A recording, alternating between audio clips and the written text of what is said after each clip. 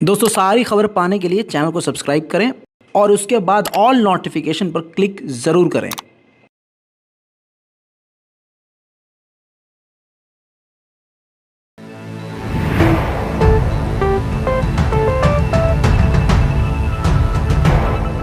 राजपूत जो थे वो चाटुकार थे।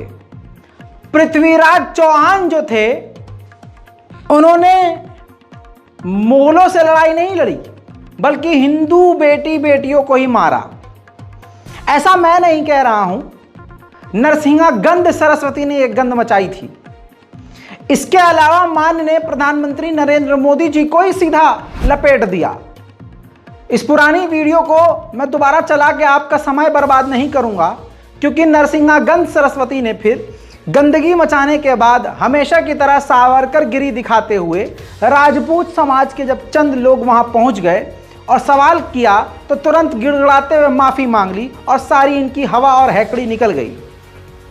लेकिन यह भी बात सच है कि इनके पास भी भगवाधारियों की भीड़ की कमी नहीं है, हथियारबंद लोगों की कमी नहीं है, गुंडों मवालियों की कमी नहीं है।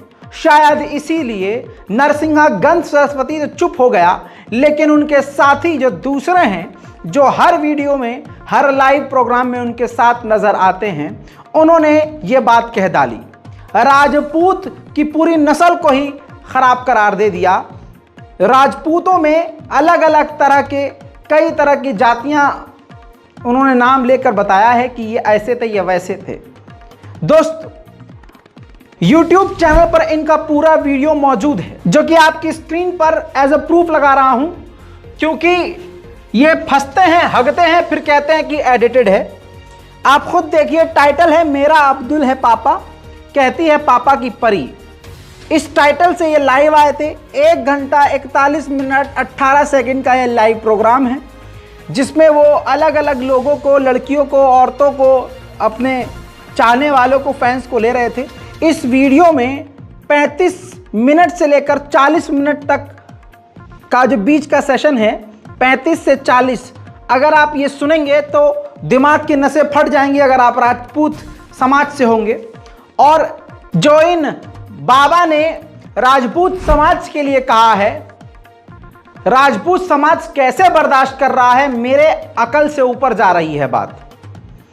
एक बात और बता दूं कि जो क्लिप आपको अब दिखाने वाला हूं, उसमें नरसिंहा गंध ने जो महाराणा प्रताप जी के लिए जो बात कही थी, गंदी बात, घटिया और ओछी बात कही थी, उसको सही करार दिया। कहा कि सच बोलने पर राजपूत समाज के लौंडे आकर नरसिंहानंद को धमकी दे रहे हैं कि बाहर निकल के दिखा। यानी एक बार फिर से नरसिंहानंद ने तो माफी मांग ली, लेकिन अपने चेले और अपने साथी को आगे कर दिया कि मेरी उस घटिया बात को, गलत बात को सही साबित करो और राजपूत समाज को घटिया और गिरा हुआ दिखाओ। तो राजपूत समाज के बारे में अब जो आपको दिखाने वाला हूं, इन्होंने उस वीडियो में, उस हिस्से में बोला है कि राजपूत समाज उस वक्त भी चाटुकारिता कर रहे थे, आज भी। मैं क्या ही बोलूं, आप सुनिए। भारत के राजपूत अकबर की चाटुकारिता करते थे। सुना शुरू में ही क्या बोला? राजपूत अकबर की चाटुकारिता करते थे।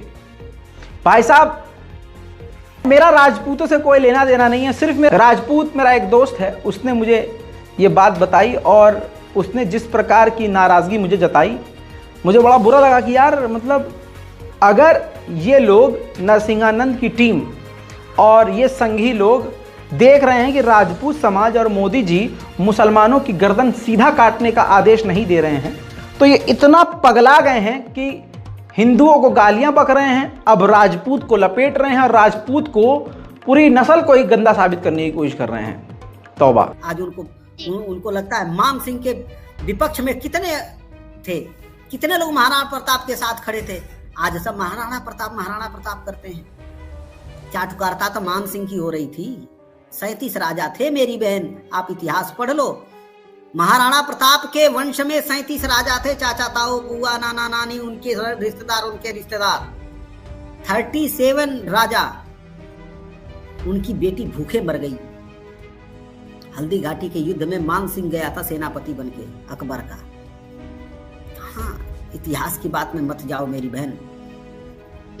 ये कहने को छत्री हैं, ये छत्री वो वाले छत्री हो गए हैं कि ये मोहम्मद गोरी को तो बार बार क्षमा कर देंगे, लेकिन पूज्य नरसिंहानंद महाराज जी को बार बार क्षमा मांगना पड़ रहा है, उसके बाद भी उनको क्षमा करने नहीं आएंगे। सुना आपने? ये क्षत्रिय मतलब क्षत्रिय भी, इनको नकली क्षत्रिय बताने की कोशिश की जा रही है। और क्या कहा जा रहा है कि ये मोहम्मद गौरी को तो माफ कर देंगे लेकिन नरसिंहानंद को माफ नहीं करेंगे।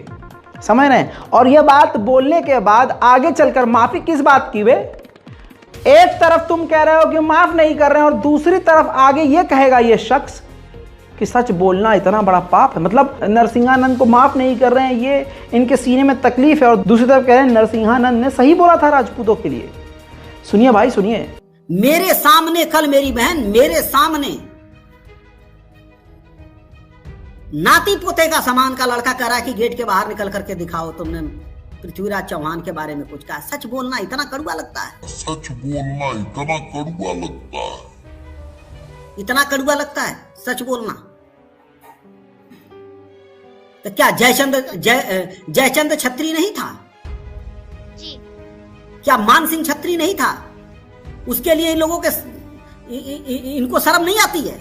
ये जो डांट रहा है, डपट रहा है, जलील कर रहा है, राजपूत को जलील कर रहा है ये शख्स। बाबा जी राजपूत को कह रहे हैं कि अपने आप को सुधार नहीं सकते राजपूत। सच बोलना और दूसरों का मुंह बंद करना ये कब तक करेंगे? ये मतलब आप समझ रहे हैं कितनी जिल्लत और कितनी जलालत का सामना राजपूतों को करना पड़ रहा है इन दो कौड़ी के बाबाओं की वजह से। और मैंने ये बात 2 साल पहले ही कही थी कि जब इन बाबाओं ने नफरत फैलाना शुरू किया था, मैंने कहा था देखिएगा एक दिन ऐसा आएगा कि ये नफरत की इनकी भूख इतनी बढ़ जाएगी कि इनकी बात जो नहीं मानेगा, मतलब ये चाहते हैं कि मुसलमानों के खिलाफ हथियार उठा लो और तड़ तड़ तड़ तड़ तड़ तड़ गोलियां मार दो, गर्दनें मुसलमानों की काट दो और जेल में बंद हो जाओ, और फिर कहो हमने तो धर्म की रक्षा करी है। ये बाबा ये चाहते हैं, ये बाबा ये चाहते हैं। और इनकी अगर बात नहीं मानी जा रही है तो मोदी हो, राजपूत हो, कोई भी हो, सबको ये गरियाने में व्यस्त हैं। अपने आप का सुधार नहीं करके किसका किसका मुंह बंद कराएंगे? इतिहासों के पन्नों पर देखिए, चारों तरफ लिखा हुआ है ऐसा हुआ वैसा हुआ। राजपूतों ने कितना सुधार किया, अपने चरित्र का ही सुधार कर लेते। ऐसा मत कहो। छात्र धर्म होता है, क्षत्रिय उसको कहते हैं मेरी बहन की जो सबकी रक्षा करे। आपने ध्यान नहीं दिया, जो पीछे से लड़की जुड़ी हुई है वो ये कहती हुई सुनाई दी गई है कि जो राजपूत हैं उनका कोई चरित्र ही नहीं है। तो अंध भक्तों को देखिए, ये अंध भक्त मोदी के और आरएसएस के इतने गुलाम हैं कि ये खुद एक ताकतवर, जिनका इतिहास है इस भारत की आज़ादी में, जिनके खून में, मेरा जो दोस्त है ना भाई नीरज नाम है, राजपूत हैं और उनके 3 भाई हैं और तीनों भाई जो हैं आर्मी में हैं। और पता है कहाँ तैनात हैं? LAC पर तैनात हैं। ठीक है भाई, और इससे पहले वो कश्मीर में तैनात थे। मेरे दोस्तों ये ज़बरदस्ती अब तोड़ने की बात की जाए, यही तो देश तोड़ा जा रहा है। अंधभक्त महिला पीछे से क्या करिए, राजपूत का कोई चरित्र ही नहीं। दोबारा सुना दूं, सुनिए। ऐसा मत कहो। छात्र धर्म होता है, क्षत्रिय उसको कहते हैं मेरी बहन की जो सबकी रक्षा करे। क्षत्रिय अय्याशी के लिए नहीं होता है, क्षत्रिय अय्याशी के लिए नहीं होता है। भाई साहब YouTube पे इनके नफरतिया चैनल पर अभी भी वीडियो डला हुआ है। गुजारिश है राजपूत अगर कोई ये वीडियो देख रहे हैं तो हाथ जोड़कर निवेदन है जाके डाउनलोड कर लीजिए। इससे पहले ये मोहम्मद जुबैर पर इल्ज़ाम लगा दे कि एडिट किया गया है। एडिट नहीं है, लाइव वीडियो को ही एडिट नहीं कर सकता है। इनका जो वीडियो है YouTube पर डला हुआ उसमें लाइव कमेंट भी आ रहे हैं, ये लाइव लोगों को रेस्पॉन्स भी कर रहे हैं, तो इसमें एडिट का कोई मतलब नहीं होता। राजपूत हैं, बेवकूफ़ नहीं कि तुम कुछ भी मोहम्मद जुबैर पे या मुसलमान का किसी का इल्ज़ाम लगा के कि हाँ मोहम्मद रजा ने एडिट कर दिया है, मोहम्मद जुबैर ने एडिट कर दिया है, और ये कह के अब आप खुद इनका झूठ देखिए कि जब माफ़ी मांगी थी नरसिंहागंध ने तो कहा था कि मोहम्मद जुबैर ने मेरी वीडियो वायरल कर दिया, उसको एडिट कर दिया है। ठीक है, एडिट कर दिया। जब एडिट कर दिया है तो तुम माफ़ी क्यों मांग रहे हो? इसका मतलब तुमने बोला है फिर तुमने माफी मांगी तो अगले दिन तुम्हारा साथी लाइव आकर बोल रहा है कि उन्होंने गलत क्या बोला, सच बोलना क्या पाप है। तो दोस्तों आप खुद जरा सोच के देखिए, नंगई की इंतहा है। और ये सिर्फ इसलिए क्योंकि राजपूत तलवार नहीं उठा रहे हैं, मुसलमानों की गर्दन नहीं काट रहे हैं, वो पढ़ना लिखना चाहते हैं। उनके समाज के लोग सेना में हैं, उनके समाज के लोग नेवी में हैं, ऊंचे ऊंचे पदों पर हैं, पढ़ने लिखने वाला वो समाज है। तो उस राजपूत समाज के हाथ में तलवार मुसलमानों के खिलाफ देने के लिए ये परेशान है। इसके बाद भी राजपूत समाज को समझ में नहीं आ रहा है। बहरहाल नेशनल प्राइम टाइम देख रहे हैं, पता तो चल ही गया होगा। सोच रहा हूँ रजा भाई आज आपने सलाम नमस्ते, देखिए हमने सोचा कि यार सीधा शुरू करते हैं, बीच में बता देंगे और बीच में सलाम कर देंगे। तो सलाम नमस्ते सत श्री अकाल, हम हैं रज़ा और आप देख रहे हैं रज़ाग्राफी का नेशनल प्राइम टाइम। और नेशनल प्राइम टाइम की आज सबसे बड़ी खबर यही थी जो मैंने आपको बता दी है। अब आगे देखिएगा क्या होता है। जो लोग रज़ाग्राफी को बहुत पहले से देख रहे हैं, मुझे बहुत पहले से सुन रहे हैं और मेरी पत्रकारिता को अगर वो पहले से सुन और समझ रहे हैं तो आपको याद होगा कि मैंने कहा था जब ये नफरत या जहर फैलने लगा था कि एक दिन देखिएगा ये आपस में खुद ही भिड़ने लगेंगे, इनके लिए खुद एक काल बन जाएगा। आपकी स्क्रीन पर इस शख्स को पहचान लीजिए, इनके बारे में मैंने पहले भी आपको दिखाया था और बताया था। जी हाँ, नाम है इनका सुमित रतन, बौद्ध धर्म गुरु हैं। इन्होंने ऐलान किया और आपने पूरे ही भारत में अलग अलग जगह, दिल्ली से लेकर बिहार और गुजरात और मध्य प्रदेश में भी देखा, हजारों दलित समाज के लोगों ने, दलित हिंदुओं ने बौद्ध धर्म अपनाया। इन्होंने चैलेंज किया था और अभी ऐलान किया था कि अब वो गुजरात के दौरे पे हैं। अब ये जो वीडियो सामने आया है ये गुजरात पहुंचे हैं और आपकी स्क्रीन पर अगर मैं लगा दूं इनका ट्वीट तो देखिए, इन्होंने ट्वीट किया और बताया कि हनुमान मंदिर कैसे बन गया बुद्ध विहार। जी हाँ, कल तक जो मस्जिदों को तोड़कर मंदिर बनाने की बात कर रहे थे और मंदिर बना रहे थे, आज देखिए ये ट्वीट करके बता रहे हैं कि मंदिर जो बनने वाला था उसको बौद्ध विहार बना दिया गया, बौद्ध मंदिर बना दिया गया। मैं कुछ नहीं कहूंगा, हस्बी अल्लाह निअमल वकील। बहुत ही सुंदर यहाँ के स्थानीय लोगों ने करुणा रवि बुद्ध विहार बनाया है। मैं आपसे बार बार कहता हूँ, आज फिर कह रहा हूँ कि सत्ता परिवर्तन भले ही न हो रहा हो, हमारे बहुजन नेता निठल्ले नाकाम साबित हो रहे हों, लेकिन गरीब, असहाय, कमजोर ब्राह्मणों को छोड़ करके अपनी संस्कृति में घर वापसी कर रहा है। मैं गुजरात में हूँ जहां आरएसएस बीजेपी का गढ़ माना जाता है। यहाँ कुछ बहादुर निकले हैं जिन्होंने बुद्ध विहार बनाया है और इसका नाम रखा है करुणा रवि बुद्ध विहार। बड़ी ऐतिहासिक कहानी है। एक व्यक्ति थे, इस पीछे जो बुद्ध विहार आप देख रहे हैं इसको वो हनुमान मंदिर बना रहे थे, लेकिन एकाएक बहुजन आंदोलन की हवा चली, विचार परिवर्तन हुए और बन गया बुद्ध विहार। मैं आपको दिखाना चाहता हूँ, बहुत सुंदर यहाँ के लोगों ने वाशरूम बनाया है। देखिए वाशरूम बन रहा है, ये देखिए हॉल बन रहा है, ये वंदना हॉल है, हॉल बन रहा है। इस हॉल में आगे चल करके लाइब्रेरी खुलेगी, अतिथियों के रहने का बंदोबस्त होगा। और मैं दिखाना चाह रहा हूँ पीछे, इधर देखिए भिक्षु निवास भी बन गया है। थोड़ा हट जाइए, ये देखिए भिक्षु निवास भी बन के तैयार हो गया है। और ये बुद्ध विहार, ये बुद्ध विहार आप देख रहे हैं, ऐसे बुद्ध विहार प्रायः होते नहीं हैं, चूंकि ये मंदिर बनाया जा रहा था, लेकिन विचार परिवर्तन हुए तो ये बुद्ध विहार का रूप ले लिया और बहुत सुंदर ऊपर बुद्ध की प्रतिमाएं लगा दी गई। और इसका उद्घाटन जिन्होंने किया वो मेरे साथ हैं। दोस्तों इसी के साथ इस आधुनिक जमाने में एक 30 से 35 साल का लड़का बहुत मोटा नोट छाप रहा है। ये बात मैं नहीं कह रहा हूँ, हिंदू समाज के कई सारे लोगों ने मुझे भी ये जानकारी दी और सोशल मीडिया पे भी इनकी नौटंकी ट्रेंड कर रही है। हालांकि इनकी फैन फॉलोइंग इतनी ज़्यादा तगड़ी है कि उनके हत्थे में लग जाऊं तो मेरी गर्दन काट दें, लेकिन मैं किसी के बाप से नहीं डरता, सच बोलता हूं, बोलता रहूंगा। अब ये बाबा हैं दोस्तों, पहचान तो लिया ही होगा। ये डायरेक्ट खुद करते हैं, अपने सर पे मारो, हाँ, जैसे कि भूत चुड़ैल, मतलब ये दिखाते हैं कि इनके पास शक्ति है और ये उस शक्ति से कह रहे हैं कि हाँ ये जो सामने व्यक्ति बैठा है इसके सर पे मारो। और वो जो मुंह से बोल रहे होते हैं वो एक्टिंग ड्रामा करने वाला खुद ही सुन रहा होता है और वो खुद डायरेक्शन को एक्सेप्ट करता है, जो जो बाबा बोलते हैं वो करता है। फॉर एग्जाम्पल ज़रा स्क्रीन पर देखिए। कौन है तू? कौन है? परिचय दे। इसको जरा सर में मारो सेनापति, सर में मारो इसके, फट फट फट फट, और मारो इसे, और मारो इसे, बड़ा मारो इसे, और सेनापति और मत दो, और सेनापति और मारो, सर में मारो। चल रहा है, चल क्या रहा है भाई? ये देखना क्या पड़ रहा है? हद हो गई है, मतलब हमको समझ में नहीं आ रहा ये हो। अच्छा, आगे की आप कहानी देखेंगे, मैं ये नहीं कह रहा हूं कि आप मेरे कहने पे चलिए, आप खुद देखिए और समझिए। और मारो इसे, और मारो, और सर में मारो इसके, और सर में मारो, अब सर में भड़ा भड़ मारो। राक्षस, भगो एक लोग एक तरफ पकड़ो, और मारो, गला पकड़ो इसका, गला पकड़ो इसका, जितना परेशान इसने घर वालों को किया उतना मार फेंको।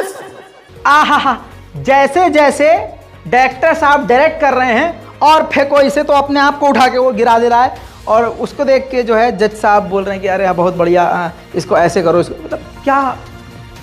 और फैन फॉलोइंग इनकी, ओम भो क्या कहें। अब आपकी स्क्रीन पर ताज़ा खबर, जो खबर बनने नहीं दी गई है, सौरभ ने जानकारी ये दी है कि हमारे घरों पर, उन्होंने ट्वीट पर लिखा है, हमारे घरों पर, हमारे अपनों पर एक बड़ा खतरा मंडरा रहा है जिसका अभी भी हमें एहसास नहीं है। अगर हमने ध्यान नहीं दिया तो हम किसी भी अपने को खो देंगे। कई लोगों ने खोया भी है।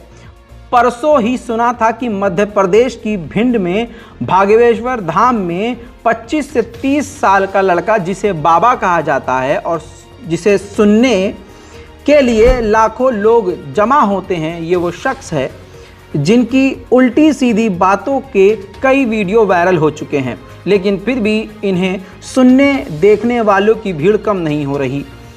परसों भी लाखों की भीड़ जुटी थी जिसमें भगदड़ मच गई और कई लोग कुचल गए और एक बुजुर्ग महिला की जान चली गई, कई बुजुर्ग घायल हैं।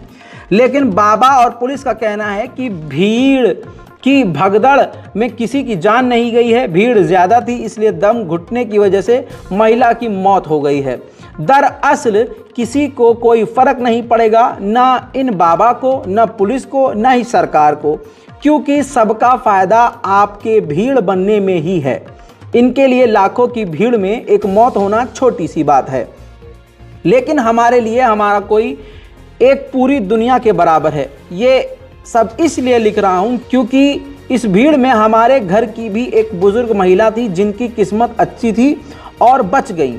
हम उनसे हमेशा इस तरह की भीड़ में जाने से मना करते आए हैं, इसलिए उन्हें हमने बताना ही छोड़ दिया। अब किसी को इन धार्मिक कामों में जाने से रोकना बहुत मुश्किल होता जा रहा है, जबकि आए दिन ऐसे हादसे होते रहते हैं। बहरहाल दोस्तों, इन बाबा जी के कई तरह के वीडियो वायरल हैं, जिसमें से एक और ये वीडियो है जिसमें अलग प्रकार की नौटंकी आप देख रहे हैं। देख लीजिए भाई साहब, ये सब चल रहा है। बहुत बढ़िया, बहुत बढ़िया। ऐसी सैकड़ों वीडियो वायरल हैं और एक बड़ा हादसा गुजरा है जिस शख्स ने ये झेला है, जिनके घर की महिला भी उसमें कुचल गई थी भीड़ में, उन्होंने ये सारी कहानी आप बीती बताई है। बाकी अब आप लोग क्रोनोलॉजी समझ लीजिए क्यों बीसीसीआई के चेयरमैन अमित शाह जी के बेटे बनाए गए हैं और उससे हो क्या रहा है। अब क्रिकेट में भी हिंदू मुसलमान होना शुरू हो चुका है। रविंद्र जडेजा की धर्मपत्नी अब भाजपा में शामिल हो गई हैं। अब आप समझ लीजिए ये सब कुछ जानबूझकर किया जा रहा है। जिन जिन क्षेत्रों में हिंदू मुसलमान नहीं था, जहां नफरत नहीं थी, वहां नफरत डाली जा रही है। न जाने रविंद्र जडेजा को किस प्रकार से, किस प्रेशर में, ऐसी कौन सी बात कहकर या लालच में या प्रेशर में डालकर उनको इस दलदल में ढकेला गया है। ये तो रविंद्र जडेजा जाने, या उनकी पत्नी, या बीजेपी वाले, या परमात्मा। लेकिन दोस्तों, आजकल वो जमकर अपनी धर्म पत्नी, देखिए एक क्रिकेटर जिसका धर्म क्रिकेट है, वो अब हिंदू मुसलमान का खेल खेलेगा। इतना ही नहीं, अपनी पत्नी को प्रमोट करने के लिए अब वो समझ लीजिए पब्लिक में आ गए हैं। स्क्रीन पर देखिए, उन्होंने अपनी धर्म पत्नी का जो अकाउंट है, जो नया अकाउंट बीजेपी वालों ने बनाया है, उसको शेयर किया है। लिखा है कि ऑफिशियल अकाउंट रीवा बा फॉर बीजेपी। जी हाँ, अब कमाल की बात यह है कि रविंद्र जडेजा जी, हमको ये बताइए आपने शेयर तो कर दिया, लेकिन शेयर करने से पहले कम से कम अपनी धर्मपत्नी को फॉलो भी तो कर लेते। क्या बढ़िया था गुरु। हमारी टीम ने भी बहुत दिमाग लगाया कि आखिर रविंद्र जडेजा को क्यों बीजेपी ने इन्वॉल्व किया, तो पता चला पोल तो विराट कोहली ने पहले ही खोल दी थी। सबसे ज्यादा फेंकता कौन है? रविंद्र जडेजा। वहीं दोस्तों हैवान आफताब का मामला जबरदस्ती, और इसको ऐसा लग रहा है गोदी मीडिया ऐसे चीख कर दिखा रहा है जैसे आफताब शैतान को बचाने के लिए बहुसंख्यक समाज की तरह मुस्लिम समाज ने रैली निकाली हो। गोदी मीडिया इस तरह से चीख रहा है जैसे कि उसको रिहा करने के लिए किसी ने अर्जी डाली हो। ऐसा शोर मचाया जा रहा है और इस्लाम को इतना ज़्यादा निशाने पर लिया जा रहा है जैसे कोई इस्लामिक संगठन खड़ा होकर उसका बचाव कर रहा हो। लेकिन वक्त यही तुम पर लानत मार रहा है क्योंकि तुम्हारा इतिहास और उन संघियों का इतिहास दुनिया देख रही है। ज़्यादा पुरानी बात नहीं है, जब भी हिंदू समाज का कोई बलात्कारी आता है सामने तो हिंदू समाज उसके बचाव में आता है, संघ समाज उनके बचाव में आता है, बहुसंख्यक समाज के कुछ खास तबके के लोग, संघी लोग सामने आ जाते हैं, भाजपा के लोग उनको बचाने आते हैं।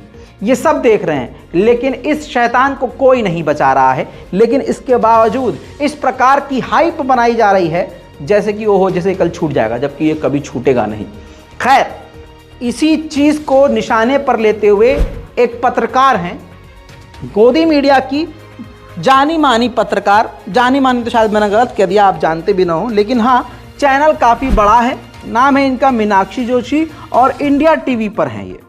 मुकाबला शो करती हैं और 5 बजे इनका शो आता है, ठीक है। इन्होंने ट्वीट क्या किया है देखिए, पूरी तरह से सीधा जितने भी संघी हैं, भाजपाई हैं, भाजपा के समर्थक हैं और अंदर से आरएसएस से, अंदर से क्या भाई साहब, पूरे जो ऊपर से भी खुल के जुड़े हुए हैं, चाहे वो किसी भी संस्था में है, चाहे एयरपोर्ट पे काम करने वाले हों, पुलिस में हो, गोदी मीडिया में हो, कहीं भी हो, वो इसी तरह की चीज़ को वो प्रमोट कर रहे हैं। देखिए क्या लिखती है ये, औरंगाबाद में एक बच्ची आईसीयू में है, लखनऊ की एक बच्ची शमशान तक पहुंच गई, इनके दोषियों का नाम लिख दूंगी तो ट्रोल मुझ पर हिंदू मुसलमान करने का आरोप मढ़ देंगे। चलिए दोस्तों, इन्होंने लिखा है, बहुत सही लिखा है, मैं बता देता हूं। इसने 4-5 केस वो गिनवाए जिसमें एक्यूज जो है वो मुसलमान हैं, ठीक है। लेकिन सिंपल सी बात समझिए, भारत में आबादी किस समाज की ज़्यादा है? हिंदू समाज की। क्राइम किसके फिर ज़्यादा होंगे? हिंदू समाज के।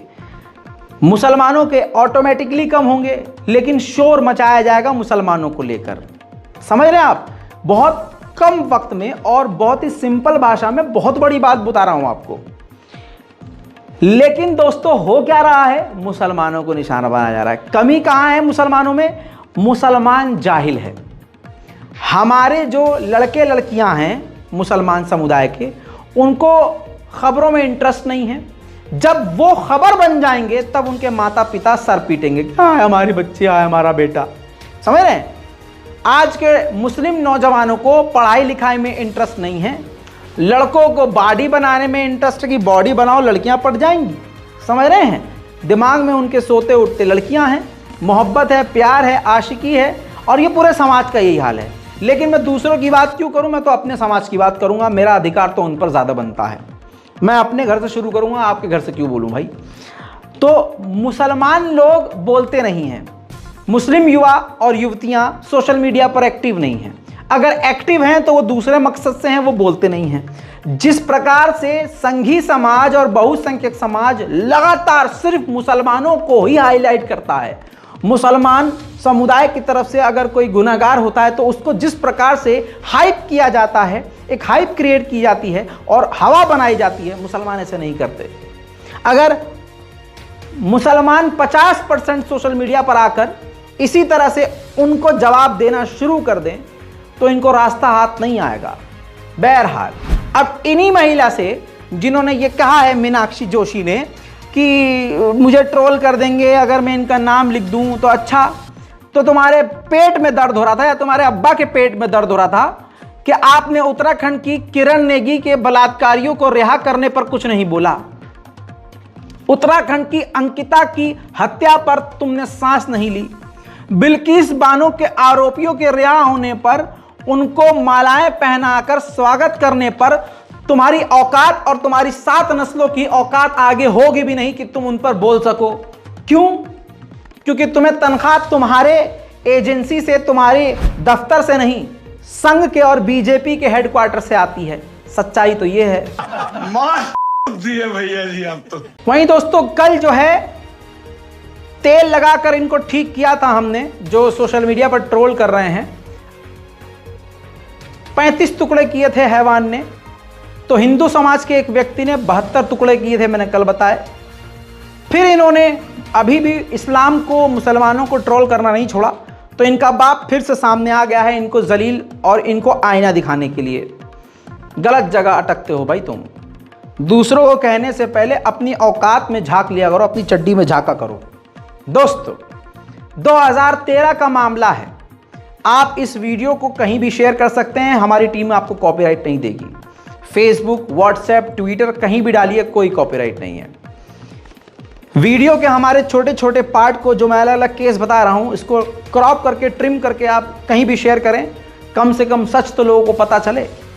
दोस्तों सन 2013 में एक मामला सामने आया। जून के महीने में रिटायर्ड डॉक्टर ने, आर्मी डॉक्टर ने गुस्से में, अच्छा मैं कुछ भी बोलूंगा तो स्क्रीन पर पहले प्रूफ चलाऊंगा, ये देखिए। अंधभक्तों को मुंह पर उनकी औकात दिखाना जरूरी है और तमाचा मारना जरूरी है। हिंदुस्तान टाइम्स की रिपोर्ट आपकी स्क्रीन पर है, टाइटल आप पढ़ लीजिए। Retired army doctor who chopped his wife into 300 pieces gets life sentence. जी हां दोस्तों, सही सुन रहे हैं आप। रिटायर्ड आर्मी डॉक्टर ने अपनी हिंदू धर्म पत्नी को, जिनकी पत्नी का नाम उषा श्री समाल था, सोमनाथ परिदा ने अपनी धर्म पत्नी को गुस्से में मार दिया सर पे किसी खतरनाक चीज से। और फिर जब वो मर गई तो उनके जिस्म के हिस्से को 300 टुकड़ों में कीमा बना दिया। जी हां, ध्यान से ये फुल स्क्रीन पर इसलिए लगा रहा हूं ताकि आप अंधभक्त समाज के मुंह पर गोबर लेप सके। मुसलमानों को जिस प्रकार से गोदी मीडिया से लेकर सोशल मीडिया तक लपेट रहा है और बीजेपी का आईटी सेल मुसलमानों को निशाना बना रहा है, तो आप उनके मुंह पर यह जूता मार सकें इस वीडियो को शेयर करके। इसीलिए सबूत आपकी स्क्रीन पर है और कानून ने इसमें इनको सजा दी है उम्र कैद की। अब आपको यह खूबसूरत वारदात बता देता हूं। स्मॉल टिफिन में, जी हां, छोटे छोटे टिफिन के अंदर कई सारे टिफिन का इस्तेमाल किया गया और अपनी धर्म पत्नी को टुकड़े टुकड़े करके, छोटे छोटे उनकी बोटी करके टिफिन में डाल दिया गया। कई सारे टिफिन का इस्तेमाल किया गया, टिफिन में डाला गया और उसके बाद पता ऐसे चला कि धर्म पत्नी यानी इनके साले साहब जो थे, धर्म पत्नी के जो भाई थे, वो घर पर अपने परिवार वालों के साथ आए। चेक किया तो शक हुआ। शक इसलिए हुआ क्योंकि विदेश में इनके बच्चे रहते थे। जिस डॉक्टर ने अपनी पत्नी को मारा, इन दोनों के बच्चे विदेश में रहते थे। वो फोन कर रहे, फोन नहीं उठा रहे थे, तो उन्होंने अपने मामा के यहाँ फोन किया, तो पूरे मायके वाले यहां पर आए, तब भांडा फूटा। फिर उस बंदे ने, डॉक्टर ने एक्सेप्ट किया, जिसका नाम सोमनाथ है, और जाहिर सी बात है सोमनाथ नमाज तो पढ़ता नहीं होगा, क्या करता होगा आपको मालूम है। पढ़ा लिखा था, इंडियन आर्मी में था, पढ़ा लिखा और पौश इलाके में रहता था। पुलिस ने जांच पड़ताल करी और चार्जशीट जब दाखिल हुई तो चार्जशीट में उसने खुद बताया कि हाँ, मैंने अपनी पत्नी के 300 टुकड़े करे और उसकी लाश में से बदबू ना आए इसलिए फिनाइल डाल दिया था और पत्नी के टुकड़े करके छोटे छोटे टिफिन में, जिसमें 22 से 25 टिफिन का इस्तेमाल करके उसके अंदर डाल दिया गया था, पैक करके रखा था। इसको किस तरह से दबाया गया। मामला पुराना नहीं है, 2013 का है। सांस भी नहीं ली गोदी मीडिया ने और आज भी आपसे छुपाया जा रहा है। दोस्तों इस वीडियो को शेयर कीजिएगा, आप सच में अगर ईमानदार हैं। समझ रहे हैं किस प्रकार से मुसलमानों को निशाना बनाया जा रहा है, लोगों को पता तो चले। अब जरा कोई मीम बनाए, फ्रिज से डराया जा रहा है, अबे लगड़ भग्गो, तुम्हारे यहां तो टिफिन भी खतरा वाला है। तुम्हारे यहां तो टिफिन भी देख के आदमियों की रूह कांप जा भैया। टिफिन में टुकड़े टुकड़े बोटी करके पैक कर दिया था इस हिंदू व्यक्ति ने। लेकिन धर्म को निशाना बनाना गलत है, गलत है, गलत है। लेकिन आज फिर भी नंगे होने के बाद भी संघी एक ही चीज़ पर अड़े हुए हैं कि वो मारने वाला मुसलमान था और जिसके 35 टुकड़े हुए वो हिंदू थी, श्रद्धा बेटी। और वो जो 300 टुकड़े किए, वो जो 72 टुकड़े जिसने किए, और वो हिंदू व्यक्ति जिसने अपनी पत्नी, अपनी प्रेमिका को काट कर तंदूर में सेक दिया, उसे जला दिया, उसकी बोटी बोटी को जला दिया, वो सही था। वो धर्म के अंदर बहुत, वो हिंदू धर्म में सिखाया गया होगा है।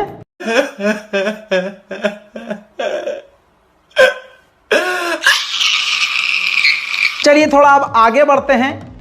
किसी शख्स ने मोदी जी की हाँ में हाँ मिलाते हुए कहा था कि कपड़ों से पहचाने जाते हैं, और मोदी जी ने भी कहा था कपड़ों से पहचाने जाते हैं। तो देखिए, कपड़ों से पहचान लीजिए इस व्यक्ति को जिसने भगवा पहना हुआ है, पीछे तिरंगा भी है। अक्सर ऐसी प्रोफाइल आप अंधभक्तों की देखेंगे। अब जरा काम समझ लीजिए इनके और खबर पढ़ लीजिए। कोर्ट ने केंद्र मंत्री निशीथ प्रामाणिक के खिलाफ गिरफ्तारी वारंट जारी किया। उनके खिलाफ 2009 में ज्वेलरी की 2 दुकानों में चोरी की घटना से जुड़े मामले में वारंट जारी किया गया है। चोर कहीं के चोर, गली गली में शोर है, बीजेपी चोर है, चोर है भाई, चोर है। खूब चीखो भाई साहब इस बात को, क्योंकि कोर्ट ने वारंट जारी किया है। 2 जगह ज्वेलरी की दुकान में चोरी की थी चोट्टे ने, समझ रहे हैं आप। तो ऐसे ही आपको नकली देशभक्त नजर आएंगे जो देश हित की, हिंदुत्व की, हिंदू राष्ट्र की बात करेंगे। लेकिन काम क्या होगा, अब्दुल को गरियाएंगे और अब्दुल को पंचर वाला बताएंगे, लेकिन अपने बाप का, अपने चाचा का, अपने ताऊ का काम छुपाएंगे। क्या चोरी करता है हमारा बाप, चोरी, डकैती, मक्कारी, बलात्कार, फरेब, रंगदारी, ये सब करते हैं। और ये सब कहाँ और कौन सी पार्टी के हैं वो तो दूर की बात है, लेकिन मोदी जी ने कहा था कपड़ों से पहचाने जाते हैं। आज भी गोदी मीडिया अभी भी क्या कर रहा है, तस्वीरों में देखिए, दलाल को देखिए, भाजपा के और संघ के दलाल को देखिए। 2 मुस्लिम मैटर को उठाकर, जिसमें अक्यूज मुसलमान हैं, तो धर्म को निशाना बनाने के लिए ये ग्राफ चलाकर दिखा रहा है कि देखिए लखनऊ में इसने ये किया और दिल्ली में आफ्ताब ने ये किया। और ये लव जिहाद नहीं तो क्या है, खुल्लम खुल्ला इस्लाम को निशाना, मुसलमान को निशाना। ये BND वाला पत्रकार किस प्रकार से मुसलमानों के खून का प्यासा लोगों को बना रहा है, लेकिन कोई भी इनसे ये सवाल नहीं कर रहा है कि अबे भांड, ये बता कि वो 72 जो टुकड़े किए हिंदू व्यक्ति ने अपनी पत्नी के, उस पर मुंह में कौन सा गू फंस गया, उस पर क्यों नहीं बोला। और 300 टुकड़े करने वाले इंडियन आर्मी का रिटायर्ड डॉक्टर, उस पर तेरे मुंह में कुत्ते का गू क्यों फंस गया, क्यों नहीं बोल पा रहा है तू। पीछे से किसने तेरी पूंछ पर पैर रखा हुआ है कि इतना सिर्फ मुसलमानों के खिलाफ भौंक रहा है। अरे बाप रे, ये तो धोती खोल रहा है। दोस्तों, जब तक जिंदा हूं अपने देश के लिए लड़ता रहूंगा, सच्चाई बयान करता रहूंगा। जिन लोगों की आवाज को दबाया जाता है उनकी आवाज को आप तक पहुंचाता रहूंगा। हाँ, मैं अपनी तकलीफों को, अपने दर्द को कभी आपके सामने नहीं रखता कि मुझ पे ये केस चल रहा है, मुझ पे वो केस चल रहा है, मुझे इस डोनेशन की जरूरत है, मुझे उस डोनेशन की जरूरत है। मैं सब कुछ कर रहा हूं आपकी दुआओं की वजह से। मैं अपने देश के लिए लड़ रहा हूं। मैं देश को टूटने देना नहीं चाहता, क्योंकि मैं संघ से नहीं हूं और भाजपाइयों से मेरा कोई लेना देना नहीं है। लेकिन दोस्तों, जिस प्रकार से मुसलमानों को निशाना बनाया जा रहा है, आइए एक बार फिर से मेरा मन कर रहा है कि इनके मुंह पे जूता मारूं, अगर आपकी इजाजत है तो। आपकी स्क्रीन पर देखिए, 2 नवंबर का मामला है और गोदी मीडिया से, इसीलिए हमको गोदी मीडिया का बाप और अनभक्तों का बाप कहा जाता है। नाम याद रखना, रजाग्राफी नाम है काफी। गोदी मीडिया का ही अखबार छाट कर ढूंढ कर निकाला है। दिल्ली, सलमा से बेइंतहा इश्क करता था रोहित, ब्रेकअप होते ही मार दी 9 गोलियां। 28 अक्टूबर को दिल्ली पुलिस को खबर मिली थी कि भारत नगर इलाके में JJ कॉलोनी में 3री मंजिल के मकान पर एक लाश पड़ी है। यह लाश सलमा नाम की महिला की थी। पुलिस की जांच में पता चला कि सलमा के आशिक रोहित ने उसकी हत्या की दी थी।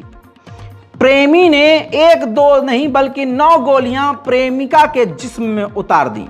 तो दोस्त, ये ताजा मामला है। रोहित गिरफ्तार है, सलमा मर गई है, लेकिन है कोई सुअर जो खड़ा होकर सलमा के लिए आवाज उठा रहा हो? नहीं, जितने भी सुअर हैं सब के सब मुसलमानों के खिलाफ, इस्लाम के खिलाफ प्रोपेगेंडा चलाने में व्यस्त हैं। हाथ जोड़कर निवेदन है मुसलमानों, गैरत को जगाओ, कुछ नहीं करना, सिर्फ हमारी आवाज दूसरों तक पहुंचाओ और 4 बातें तुम भी लिखो और बोलो, और कम से कम कुछ नहीं कर सकते तो इस वीडियो को अपने दोस्तों, रिश्तेदारों और ग्रुप में पहुंचाओ। वहीं जो खबर मैंने कल दिखाई, मेरे 1 दिन बाद एनडीटीवी ने दिखाई, चलिए कम से कम दिखाई तो। आफ्ताब पूना वाला तो गिरफ्तार हो गया है ना, हैं? वो मध्य प्रदेश का आतंकी जिसने अपनी हिंदू प्रेमिका को कत्ल कर दिया और सोशल मीडिया पर, इंस्टाग्राम पर लाइव डाला, फोटो डाला और चैलेंज किया पुलिस वालों को और कहा कि बेवफाई मत करना। पता ये चला कि वो मरने वाली लड़की जो हिंदू समाज से थी, वो उसके दोस्त के साथ भी रिलेशनशिप में थी, इसके साथ भी रिलेशनशिप में थी, तो इस बंदे ने कत्ल कर दिया। आज भी वो आजाद घूम रहा है, पुलिस गिरफ्तार नहीं कर पाई है और कोई भी हिंदू समाज का व्यक्ति एक लफ्ज नहीं बोल पा रहा है, न सीने में किसी के दर्द हो रहा है कि वो बेचारी हिंदू समाज की थी। क्यों? क्योंकि यहां अब्दुल का मामला नहीं है ना, यहां तो पांडे जी का मामला है या तो हिंदू समाज का मामला है। समझ रहे हैं कितनी दोगलापंथी है? इंतहा ये है। सबूत के लिए एनडीटीवी का प्रूफ लगाकर गीला जूता भक्तों के मुंह पर मारना जरूरी है। Look out for Abhijit Patidar, who claims to have killed Shilpa Jharia, who was 25, by slitting her throat. There's that video that he shared on social media. The blood-smeared body of the victim was recovered from a room at the Mekhla Resort in Jabalpur. In a shocking video he posted on social media, Abhijit warned people against. वहीं भारत जोड़ो का असर आप ये देखिए, जो मोहन भागवत और RSS नफरत फैलाने का लगातार काम कर रही थी और अभी भी कर रही है, लेकिन मोहन भागवत आरएसएस के कर्ता धर्ता सामने आकर कह रहे हैं कि हिंदू मुसलमान कोई भी हो, पूरे भारतीयों का डीएनए एक है। 40,000 साल पहले से अब तक सबका डीएनए एक है। तो मैं पूछना चाहता हूं, जब सबका डीएनए एक है तो इस्लाम को निशाना क्यों बनाया जा रहा है? जब सबका डीएनए एक है तो मुसलमान को हिकारत से क्यों देखा जा रहा है? तो यह बात साबित होती है। आज मोहन भागवत ये कह रहे हैं, भाजपाई कुछ और कह रहे हैं, संघी कुछ और कह रहे हैं, ग्राउंड पर कुछ और हो रहा है। गोदी मीडिया मुसलमान को गिरा हुआ दिखा रहा है और एक समाज मुसलमानों के खिलाफ मीम बनाकर इस्लाम को निशाने पर ले रहा है। तो यह साबित होता है कि ये सारे के सारे दोगले हैं, दोगले। देखिए, ये कह रहे हैं कि डीएनए सबका एक है, के वंशज है, हम सबके पूर्वज समान है। आज का विज्ञान डीएनए मैपिंग के बाद कहता है, आज हमको कुछ भी लगे हम एक है कि नहीं, हम अलग अलग है, हम ऐसा है वैसा, हम कुछ भी कहे, विज्ञान कहता है 40,000 वर्ष पहले से जो अखंड भारत था, काबुल के पश्चिम से चिंदविन नदी की पूरब तक और तिब्बत के उत्तर की ढलान से, यानी चीन की तरफ की ढलान से श्रीलंका के दक्षिण तक जो मानव समूह आज है, उन सबका डीएनए 40,000 वर्षों से समान डीएनए है। यानी तब से कम हमारे पूर्वज समान है। और हमको उन पूर्वजों ने यही सिखाया कि अपनी अपनी पूजा है, उस पर पक्के रहो, अपनी अपनी भाषा है, उसमें बोलो, उस भाषा का विकास करो। जैसा मैं आपसे पहले भी कह चुका हूं कि लव जिहाद सिर्फ एक कानून बनाया गया है मुसलमानों को जबरदस्ती फंसाने के लिए, मुसीबत में डालने के लिए, इसका गलत इस्तेमाल करने के लिए। असल में यह काम अगर मुसलमान करे हिंदू लड़की से प्यार और शादी, तो लव जिहाद है, उसको सजा हो जाएगी, उसको मारा जाएगा, पीटा जाएगा या कत्ल भी कर दिया जाएगा। लेकिन यही काम अगर हिंदू अगर मुसलमान लड़की के साथ करे तो इसको घर वापसी का नाम दिया जाएगा। आज मुसलमानों के खिलाफ हवा बनाई जा रही है, लेकिन प्लान ये संघियों का है मुसलमान लड़कियों के खिलाफ। जागो, समझो और ये बेगैरती मुसलमानों छोड़ो और थोड़ा सा समझदार बनो। देखिए और सुनिए इनका प्लान। अगर हमने मुसलमानों को कमजोर करना है तो सबसे पहले हमें उनकी लड़कियों पे टारगेट करना होगा। जहां हम उनकी लड़कियों पे टारगेट करेंगे अपने आप ही साले कमजोर हो जाएंगे। कुछ मत करो, हमारी मुसलमानों से लड़ाई है नहीं, हमें तो उनकी लड़कियों से प्यार है। सुन लिया? चलिए अब जरा विकास की बात कर लेते हैं। आप सभी भारतवासियों को मुबारक हो, मोदी सरकार ने एक्सिस बैंक के अपने शेयर 3,839 करोड़ में बेच दिए हैं। अब 3,839 करोड़ की एक मोटी रकम मोदी सरकार के झोले में है, जो कि आगे खरीदारी चल रही है ना अलग अलग विधायकों की, समझ नहीं रहे आप। विकास बहुत जबरदस्त चल रहा है। G20 की कई सारी तस्वीर को शेयर किया जा रहा है और मोदी जी की जय जयकार चाटुकारिता लगातार कर रहे हैं।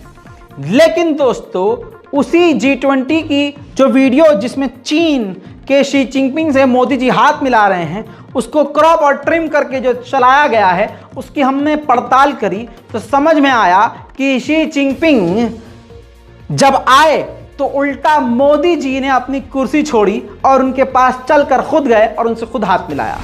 तस्वीर शुरू से आपकी स्क्रीन पर लगा रहा हूं, जरा सोच के देखिए असली गद्दार कौन है।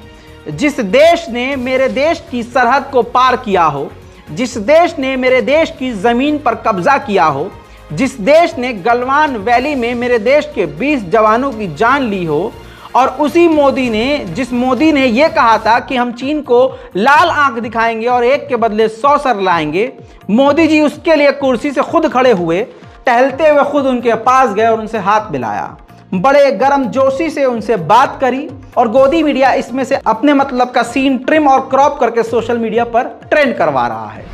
दोस्तों, ये बेगैरती, जिल्लत और गंदगी की इंतहा है। इससे मैं आगे और क्या कहूं। जो गोदी मीडिया पूरे दिन आपको नहीं दिखाएगा, मैं 40 से 45 मिनट में कोशिश करता हूं सब कुछ आपको दिखाऊं। बीच में मैंने अपना नेशनल प्राइम टाइम बंद कर दिया था क्योंकि मुझे नहीं लग रहा था कि आप लोगों को इंटरेस्ट है। लेकिन अब ये आपके इंटरेस्ट की बात नहीं, ये मेरे ईमान की बात है। आप देखें या ना देखें, मुझे अगर अपने देश के लिए बोलना होगा, अपने मुल्क के लिए बोलना होगा तो मैं बोलूँगा। आप प्यार दें या ना दें। जय हिंद।